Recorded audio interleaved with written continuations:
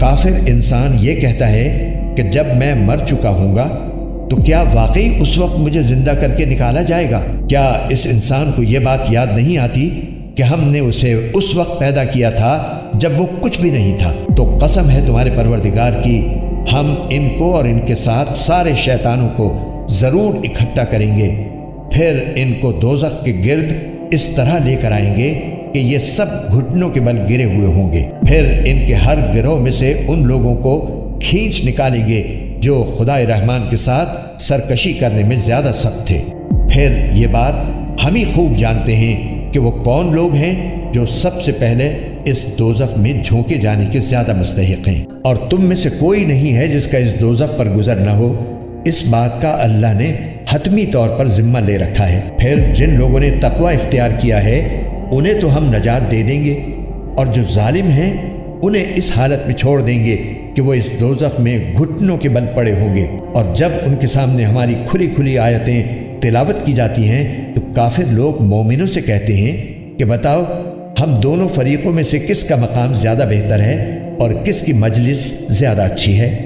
اور یہ نہیں دیکھتے کہ ان سے پہلے ہم کتنی نسلیں ہلاک کر چکے ہیں جو اپنے ساز و سامان اور ظاہری آن بان میں ان سے کہیں بہتر تھیں۔ کہہ دو کہ جو لوگ گمراہی میں جا پڑیں تو ان کے لیے مناسب یہی ہے کہ خدائے رحمان انہیں خوب ڈھیل دیتا رہے، یہاں تک کہ جب یہ لوگ وہ چیز خود دیکھ لیں گے جس سے انہیں ڈرایا جا رہا ہے، چاہے وہ اس دنیا کا عذاب ہو یا قیامت، تو اس وقت انہیں پتہ چلے گا کہ بدترین مقام کس کا تھا اور لشکر کس کا زیادہ کمزور تھا۔ اور جن لوگوں نے سیدھا راستہ اختیار کر لیا ہے اللہ ان کو ہدایت میں اور ترقی دیتا ہے، اور جو نیک عمل باقی رہنے والے ہیں ان کا بدلہ بھی اللہ کے یہاں بہتر ملے گا اور ان کا مجموعی انجام بھی بہتر ہوگا۔ بھلا تم نے اس شخص کو بھی دیکھا جس نے ہماری آیتوں کو ماننے سے انکار کیا ہے اور یہ کہا ہے کہ مجھے مال اور اولاد آخرت میں بھی ضرور ملیں گے؟ کیا اس نے عالم غیب میں جھانک کر دیکھ لیا ہے یا اس نے خدائے رحمان سے کوئی عہد لے رکھا ہے؟ ہرگز نہیں۔ جو کچھ یہ کہہ رہا ہے ہم اسے بھی لکھ رکھیں گے اور اس کے عذاب میں اور اضافہ کر دیں گے، اور جس مال اور اولاد کا یہ حوالہ دے رہا ہے اس کے وارث ہم ہوں گے، اور یہ ہمارے پاس تنہا آئے گا۔ اور ان لوگوں نے اللہ کے سوا دوسرے معبود اس لیے بنا رکھے ہیں تاکہ وہ ان کی پشت پناہی کریں۔ یہ سب غلط بات ہے۔ وہ تو ان کی عبادت ہی کا انکار کر دیں گے اور الٹے ان کے مخالف ہو جائیں گے۔ اے پیغمبر، کیا تمہیں یہ معلوم نہیں ہے کہ ہم نے کافروں پر شیاطین چھوڑ رکھے ہیں جو انہیں برابر اکساتے رہتے ہیں؟ لہٰذا تم ان کے معاملے میں جلدی نہ کرو، ہم تو ان کے لیے گنتی گن رہے ہیں۔ اس دن کو نہ بھولو جس دن ہم سارے متقی لوگوں کو مہمان بنا کر خدائے رحمان کے پاس جمع کریں گے، اور مجرموں کو پیاسے جانوروں کی طرح ہکا کر دوزخ کی طرف لے جائیں گے۔